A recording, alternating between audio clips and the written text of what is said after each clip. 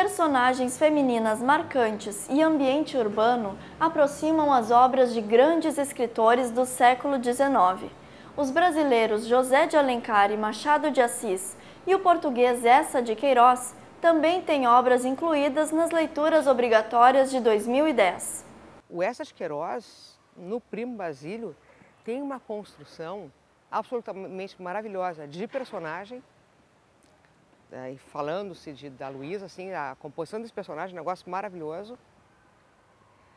E a composição da trama é uma coisa absolutamente assim, genial, de tão bem montado. E tem um aproveitamento cênico de espaço como raras vezes se viu na história da literatura ocidental. E eu explico. Raras vezes o escritor se dá conta de que ele pode se valer tanto do meio ambiente em que se move seu personagem. E no Primo Basílio tem uma hora que a Luísa, ela é casada, muito bem casada, e claro, mas chega à cidade, chega a Lisboa, o Primo Basílio, que dá título à obra. E começa então a seduzir a prima Luísa. E eles vão se encontrar e tá aí. Claro que a Luísa cai, né, na fala doce do Basílio, e vão se encontrar no Paraíso, que é um rendezvous, uma garçonnière que tem o Basílio, enfim, num lugar um pouquinho afastado de Lisboa. E a Luísa sai de casa e vai. E à medida que a Luísa vai em direção ao Paraíso, ao encontro do amante dela, todo o ambiente vai se degradando. A gente vai vendo aos poucos assim, que o que era solar vai ficando meio nublado, o que era puro e leve vai ficando espesso, o ar vai ficando mais denso, cheiros ruins começam a acontecer, até a hora em que ela sobe no Paraíso, né? Tem uma escadinha para chegar até o apartamentinho deles, e ela vai subindo aquela escada vai rangendo, e de ampla que ela começa, ela vai se estreitando, o clima vai ficando opressivo, e cada degrau dela subindo aquela escada é um degrau rumo à perdição dela. Uma degradação do ambiente se une à degradação moral do indivíduo.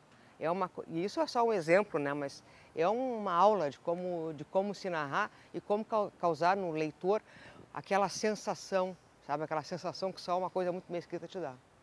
O que impressiona em Eça de Queiroz é a sua atualidade.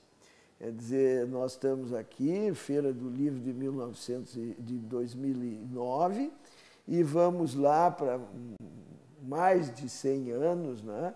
Final dos anos 800, em que as últimas décadas dos anos 800, em que o Eça escreveu a maioria das suas obras, e nós vemos que o seu texto é atual, é um texto límpido, um texto gostoso de ler, e os temas são ousados. Cada um tem as suas preferências, né?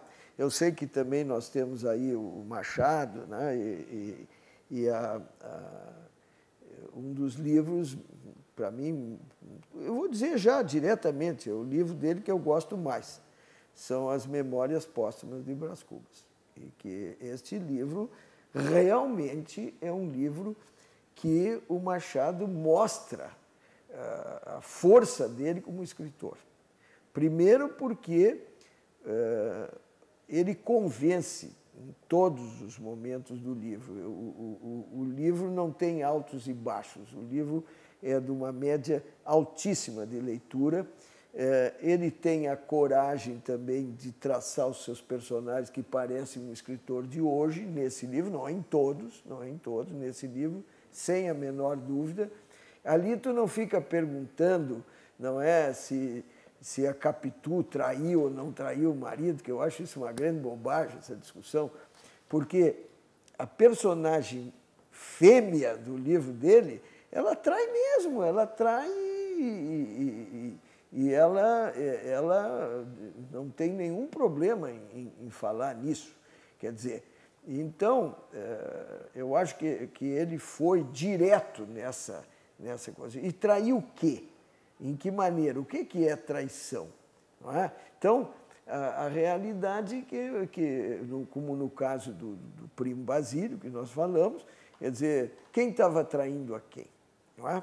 Então, essa visão muito mais humana, e é uma visão muito mais atual, As Memórias Póstumas de Brás Cubas, para mim, é um livro que marca o século da literatura brasileira.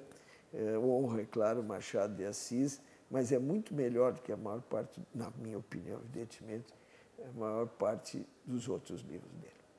Eu fico feliz com a escolha do Memórias Póstumas, especialmente do Machado, porque é um dos textos mais experimentais, radicais do Machado, às vezes muito diferente do resto das obras, e acho que é quase unânime, é a maior obra brasileira já escrita, é um grande livro. Eu fico feliz que eles estejam forçando os alunos a ler isso, porque Memórias Póstumas é um livro que ainda diz muita coisa hoje em dia e que talvez ainda tenha uma relevância e que ainda talvez leve alguém a se tornar um leitor. É uma obra assim grandiosa, realmente, uma das melhores. E uma das regras, porque eu ministro umas oficinas literárias, vamos dizer que no começo não seja entregue o final do livro, vamos dizer assim. Mas este é o típico livro, quer dizer, que no começo tu já sabe que o cara está morto, está ali no caixão e vai recordar a sua vida. E, no entanto, tu queres saber a vida dele. O fato dele estar morto ali passa a ser irrelevante a partir de um certo momento. O Memórias Póstumas ele é meio que o patinho feio da literatura, porque ele é um livro complicadíssimo. Ele está inserido no meio do realismo, mas ele não é realista. Ele comenta o próprio capítulo, tem aquele capítulo maravilhoso que é só com reticências, que é o diálogo entre Adão e Eva. Ele é completamente amalucado, ele vai e vem no tempo, ele tem essa velocidade que, se for ver, é bem contemporânea. Os capítulos são breves, ele é uma leitura que não dá para te largar. Ele tem isso de muito contemporâneo, ele tem um pessimismo muito forte tem toda a questão do Brás Cubas querer criar aquele emplasto que seria a cura para a tristeza. Tem algo mais contemporâneo que isso, em épocas de antidepressivos e etc. Eu acho que é isso que faz dele um clássico de verdade, né? Ele continua atual, ele pode ser lido hoje em dia, não como um texto antigo, maçante, chato, de 1800 e poucos, mas sim como um texto que continua vivo, que ainda tem o que dizer.